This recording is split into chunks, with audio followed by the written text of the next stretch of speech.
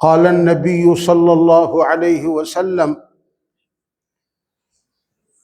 يعطي الله هذه الثواب من فطر صائما على تمرة أو شربة ماء أو مذقة لبن. هو شهر أوله رحمة وأوسطه مغفرة وآخره عتق من النار. من خفف عن مملوكه فيه غفر الله له وأعتقه من النار. واستكثروا فيه من 4 خصال: خصلتين لا غناء بكم عنهما، وخصلتين ترضون بهما ربكم، فشهادة أن لا إله إلا الله وتستغفرونه. وخصلتان لا غناء بكم عنهما، فتسألون الله الجنة وتعوذون به من النار. ومن سقى صائما سقاه الله من حوضي شربة لا يظمأ حتى يدخل الجنة. يا رب صل وسلم دائما أبدا. يا رب صل وسلم دائما أبدا على حبيبك خير الخلق كلهم. سب مل کے درود شریف پڑھ. اللهم صل على سيدنا ومولانا محمد وعلى آله وصحبه وبارك وسلم تسليما كثيرا كثيرا. حدیث کے جو پہلے الفاظ میں نے آپ کی خدمت میں ابھی پڑھے، ان کی تشریح کل کی درس میں نے کیا تھا. آج کا جو درس ہوگا حدیث کے اس لفظ سے ہوگا کہ رمضان کے پہلا عشرہ وہ رحمت ہے، دوسرا عشرہ رمضان کا اوسط والا عشرہ وہ مغفرت کا ہے، تیسرا عشرہ آخر رمضان وہ عتق من النار. ابھی لوگ رحمت میں ڈوب رہے ہیں، یہ پہلا عشرہ جا رہا ہے. گھروں میں داخل ہو جاؤ، روزہ دار موجود ہیں، وہاں رحمت برس رہی ہے. اللہ کے گھر میں آ جاؤ، روزہ دار موجود ہیں، اللہ کی رحمت برس رہی ہے. بازاروں میں جاؤ، وہاں بھی اللہ کی رحمت برس رہی ہے. ہر جگہ پہ اللہ کی رحمتوں کی بارش ہو رہی ہے. اوسط مغفرت ہے.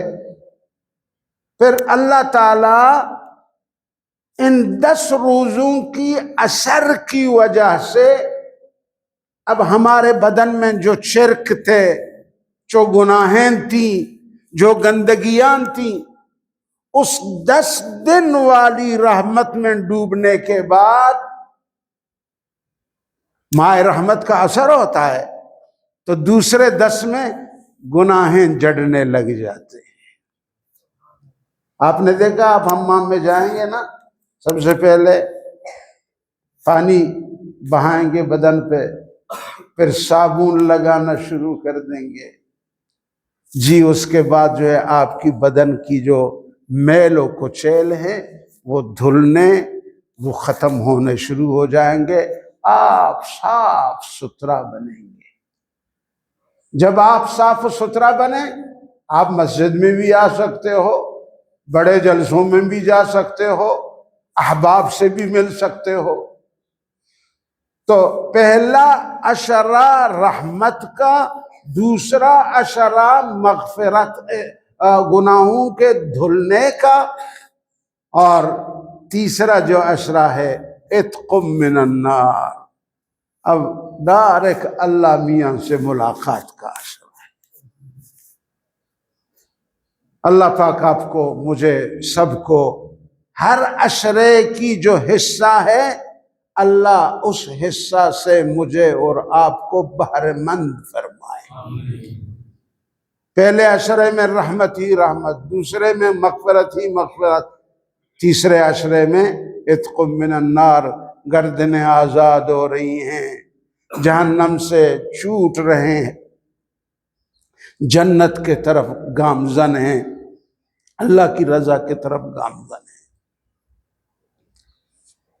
اور نبی علیہ السلام نے جامع عثمانیہ کے مقتدی ایک اور اچھی چیز کی طرف مجھے اور آپ کو 4 چیزوں کی طرف اشارہ فرمایا کہ اس کام میں 4 کام زیادہ کرو، اس مہینے میں 4 کام زیادہ کرو۔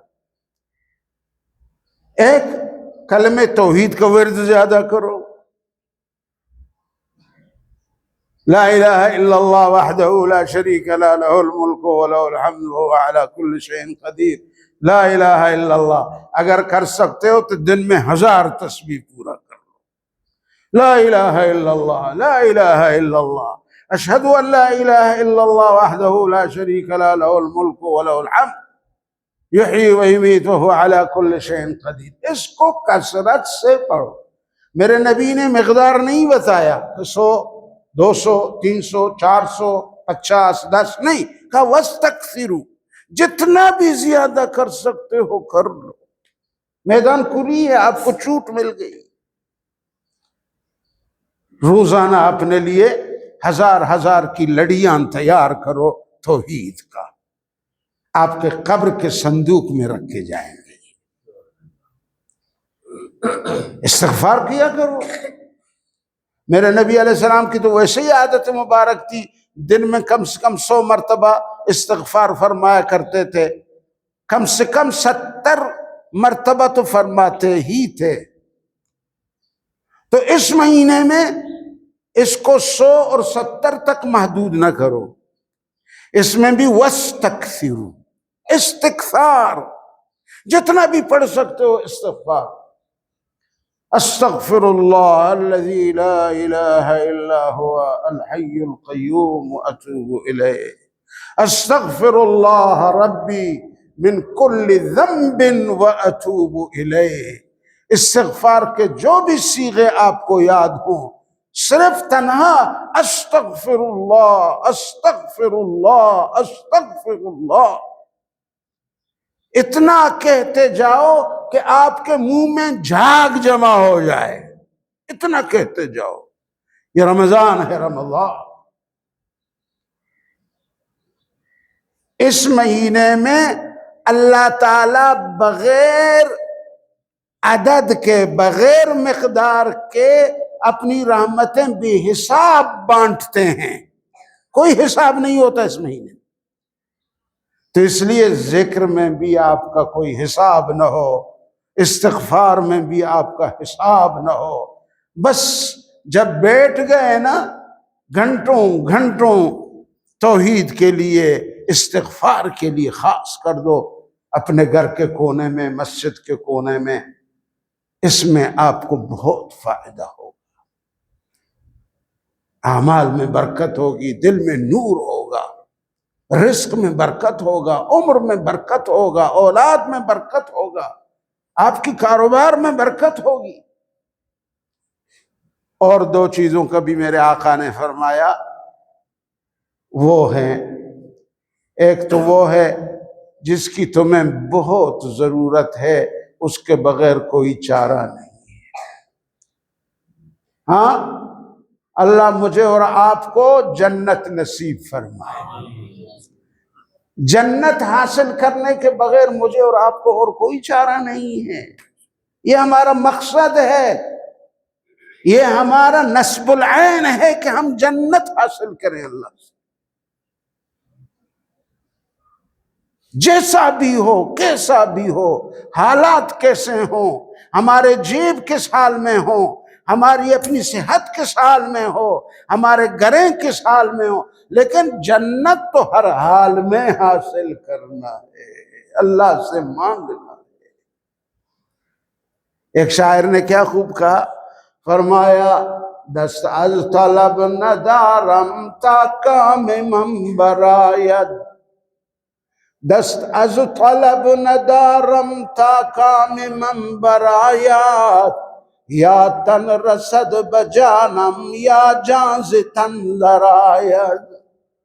یا اللہ میں مانگنے سے تکتا نہیں ہوں اور کبھی بھی ہاتھ نہیں روکوں گا مانگنے سے، ہاتھ پھیلاتا رہوں گا۔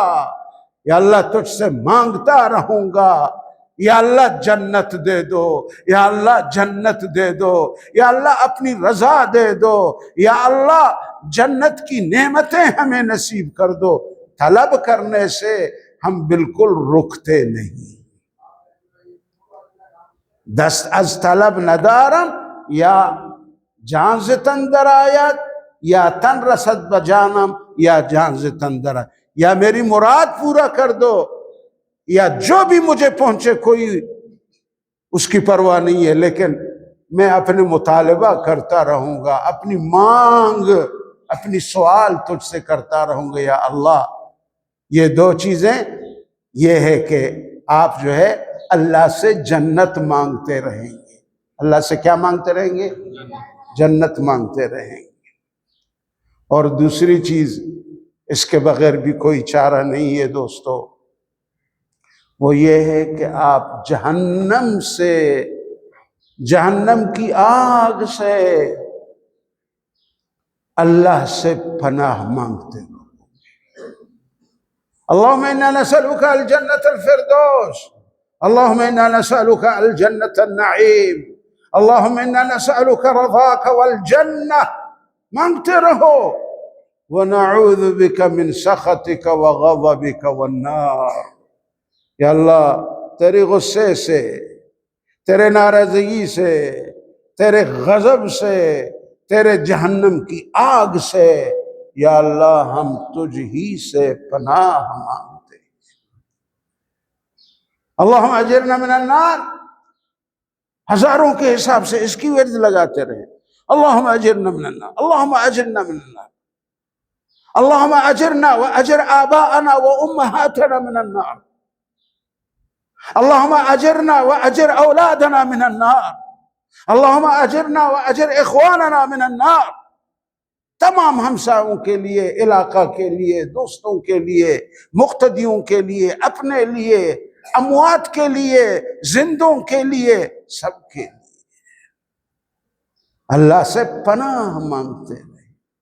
یہ کام بھی تمہیں بہت اس مہینے میں، اس کے لیے بھی کم سے کم کسی کونے میں بیٹھ کے کم سے کم 1 گھنٹہ تو نکال دو اس کے لیے۔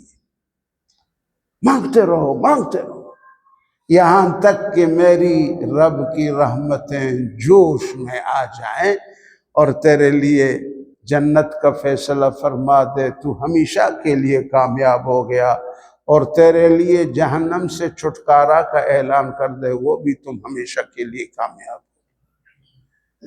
اس مہینے کی احترام کرو بھائیو، او گھروں میں بیٹھی ہوئی میرے مائیں بہنیں، اس مہینے کی احترام کرو۔ یہ بڑا عظیم مہینہ ہے، بڑا عزیز مہینہ ہے، بڑا مہربان دوست، رحمت والا مہینہ، مغفرت والا مہینہ، عتق من النار والا مہینہ ہے۔ اس کی احترام کرو، مانگتے رہو، مانگتے رہو۔ کہتے ہیں کہ ایک مرتبہ مسلمانوں کے علاقے میں ایک مجوسی تھا، آتش پرست، اس کے بیٹے نے کھلے عام کھانا شروع کر دیا۔ محلہ علاقہ مسلمانوں کا ہے، مسلمان غالب بھی تھے، زیادہ بھی تھے، مجوسیوں کی عدد کم تھی، آتش پرستوں کی، لیکن ایک جوان نے کھلے عام دکانوں کے سامنے رمضان کے مہینے میں کھانا پینا شروع کر دیا۔ اس لڑکے کے والد بھی مجوسی، یہ خود بھی مجوسی، مجوسیوں کا کوئی دین نہیں ہوتا، تو والد غصے میں آ گئے، کہا تجھے شرم نہیں آتا؟ جوان ہو کے مسلمان اس مہینے میں روزہ رکھتے ہیں اور تو کھلے عام دکانوں کے سامنے کھانا کھا رہے ہو، شرم نہیں آتا؟ اگر ہم روزہ نہیں رکھتے لیکن مسلمان تو رکھتے ہیں، ان کا تو خیال کرو۔ ایک تماچا مارا اپنے بچے کو، ڈانٹ ڈپٹ کیا، تنبیہ کی بچے کو، سبحان اللہ، یہ قصہ تو ہو گیا۔ اب چند دنوں کے بعد اس مجوسی کی موت واقع ہو گئی، باپ کی، جس نے اپنے بیٹے کو رمضان کی احترام و ادب کرنے میں چپیٹ مارا تھا اور تنبیہ کی تھی۔ اس کے گھر کے قریب ایک ولی اللہ بزرگ رہتا تھا۔ جب یہ مجوسی فوت ہوا، سمجھنے کی کوشش کرو، ولی اللہ نے اسی رات کو دیکھا، بھائی عجیب ہے، یہ مجوسی جنت کے بہاروں میں، جنت کے باغوں میں، جنت کے نعمتوں میں مزہ کر رہا ہے، یہ کیسا جنت میں آ گیا؟ یہ تو مجوسی تھا۔ اس کو بڑا تعجب ہوا۔ خواب میں اس بزرگ نے اس مجوسی سے پوچھا، اس آتش پرست سے پوچھا، ارے میاں تو مجوسی تھا اور تو یہاں مزہ کر رہے ہو، ذرا بتا تو دو یہ کیا ہے؟ کہا کہ صوفی صاحب، بزرگ صاحب، وہی جو میں نے اپنے بیٹے کو رمضان کی ادب و احترام کرنے کے لیے ایک تمانچا مارا، ڈانٹ و ڈپٹ کی، تنبیہ کی، اس رمضان کی ادب کرنے سے میرا اللہ مجھ سے راضی ہو گیا، اور روح نکلنے سے پہلے پہلے میرے اللہ نے اسلام کی روشنی میرے دل میں ڈال دی، اور میرا موت کلمہ لا الہ الا اللہ محمد الرسول اللہ پر ہوا۔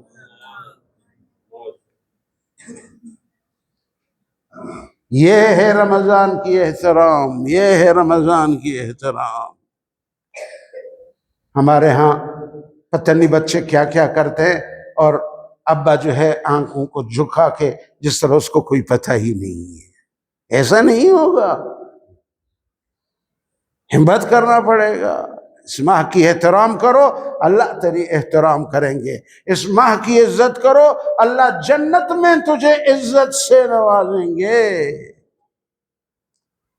بہت عظیم الشان مہینہ ہے، بہت عظیم الشان مہینہ ہے۔ آج کے یہ درس کا سلسلہ جو ہے یہاں تک ہوا۔ اب جو ہے کچھ مسئلہ آپ کے سامنے بیان کر دیں گے۔ اللہ اللہ اللہ۔ روزے کی حالت میں اگر دن کو کوئی شخص احتلام ہو جائے تو احتلام سے خواب دیکھنے کے بعد وہ جنوبی ہو گیا خواب میں، اس سے روزہ نہیں ٹوٹتا۔ مسئلہ سمجھو، روزہ فاسد نہیں ہوتا۔ البتہ دن کے 10 بجے وہ سویا ہوا تھا اور اس نے خواب ماب دے کے اور احتلام ہو گیا، اب اس کو یہ اس حالت میں اپنی وقت کو طول نہیں دینا چاہیے، لمبا نہیں کرنا چاہیے، کیونکہ روزہ کے اوقات پاکی میں گزریں تب مزہ آئے گا۔ اب 10 بجے احتلام ہو گیا ہے، وہ انتظار کر رہا ہے کہ میں 2 بجے نماز کے لیے غسل کر کے جاؤں گا، یہ تنبلی ہے، سستی ہے۔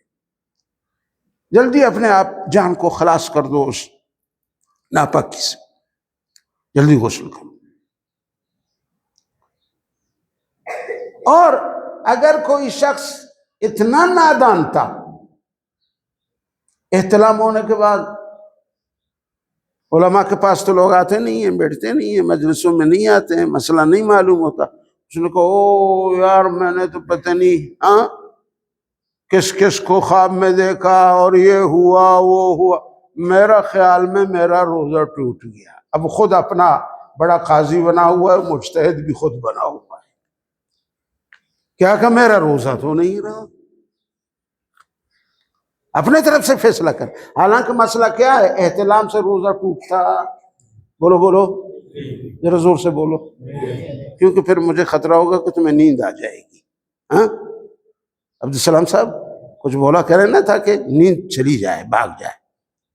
تو اس نے اپنے فیصلہ خود کر دیا. او یار یہ ہو گیا، اب میرا تو روزہ نہیں رہا. مولوی سے پوچھا بغیر اب قصدن کھانا پینا بھی شروع کر دیا، خوب بریانیاں کھا رہا ہے، حالانکہ روزہ نہیں ٹوٹا ہے. تو ایسی صورت میں اگر اس نے سمجھا میرا روزہ ٹوٹ گیا ہے، اب کھانا پینا قصدن کھا رہا ہے، اس پر قضا لازم ہوگی، کفارہ لازم نہیں ہوگا.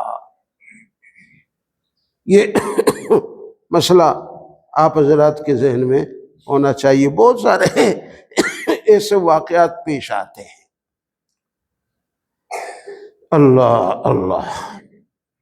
استحاضہ عورت کو جب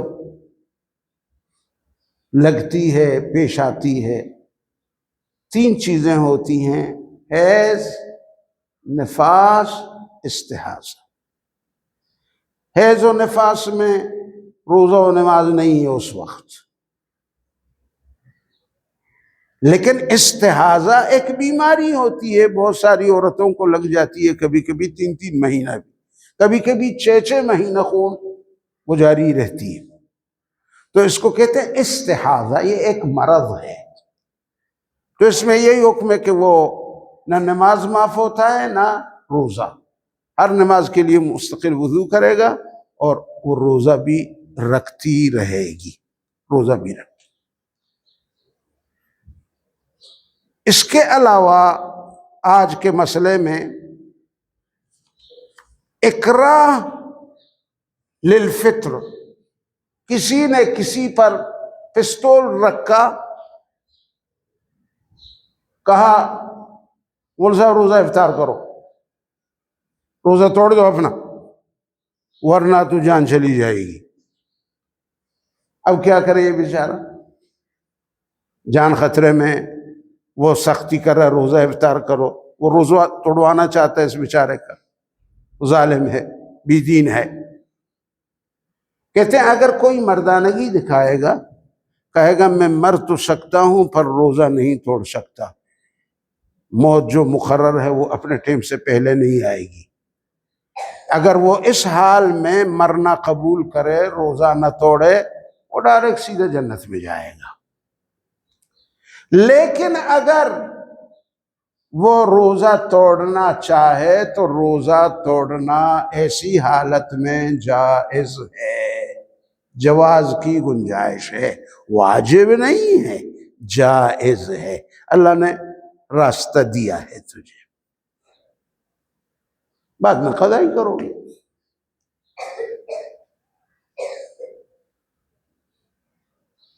لیکن جس شخص کے کمپٹی پر پستول رکھ دیا گیا ہے، کہا گیا ہے کہ بھئی روزہ توڑ دو وگرنہ جان سے مار دیں گے، وہ شخص مسافر ہے. یہ اس کے گھر کے آس پاس کا واقعہ نہیں، وہ سفر میں کسی نے ایسا ہی کر دیا.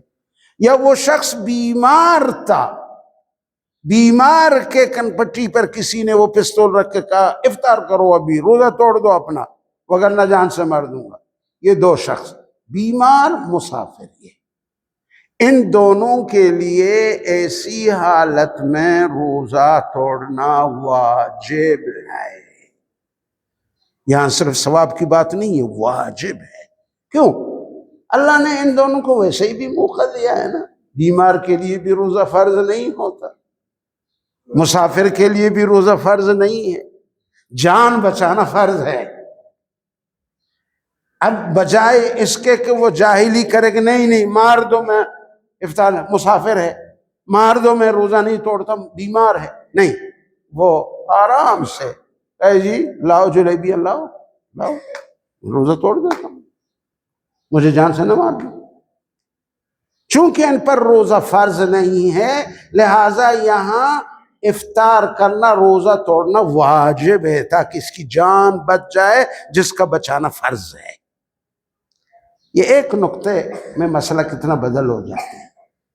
تو اس صورت میں وہ جو ہے وہ بالکل جناب وہ روزہ اپنا توڑ سکتا ہے، اور پھر بعد میں اس پر صرف قضائی ہے، کفارہ نہیں۔ بس اللہ سبحانہ و تعالی مجھے اور آپ کو فہم دین عطا فرمائے، فہم حدیث عطا فرمائے، فہم مسئلہ عطا فرمائے، اور جامعہ عثمانیہ کے مقتدیوں سے یہ گزارش ہے کہ یہ جماعت مکرم مشرف اور نیک ساتھیوں کا آپ کے مسجد میں تشریف لائے ہیں، ان کے اوقات میں ان کے ساتھ بیٹھیں، ان کی بیان سنیں اور ان سے محبت کریں، خدمت کریں۔ انشاءاللہ ایک جماعت والے ساتھی کی دعائے خیر تیری 7 پشتوں میں اللہ تعالی رحمت برسا دیں گے۔ ہاں، یہ اللہ کے مہمان ہیں، رسول اللہ صلی اللہ علیہ وسلم کے مہمان ہیں، ان کے پاس 5-10 منٹ کے لیے آپ بیٹھ جاؤ گے، ان کی دل خوش ہوگی۔ اور یہ رمضان والا مہینہ، یہ رحمتوں کے عشرہ جا رہا ہے، اس میں ان کے پاس بیٹھ کے رحمتیں لوٹتے رہو، رحمتیں کماتے رہو، اور ان کے ہم مجلسی سے انشاءاللہ بہت فائدہ ہوگا۔ وآخر دعوانا الحمدللہ رب العالمین والصلاة والسلام علی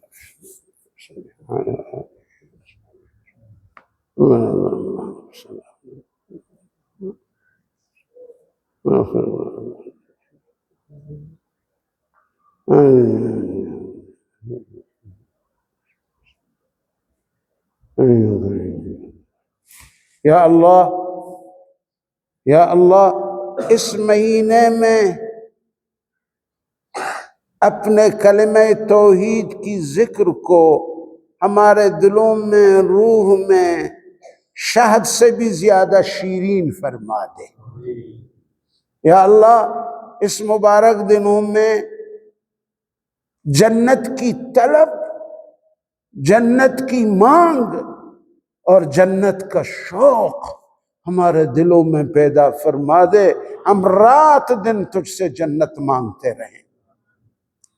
یا اللہ، ان نیک رات اور دنوں میں ہمارے دلوں میں اتنا خوف پیدا فرما دے کہ ہم ہمیشہ تیرے عذاب سے، تیرے ناراضگی سے، یا اللہ تیرے روٹنے سے ہم تیری پناہ مانگتے ہیں۔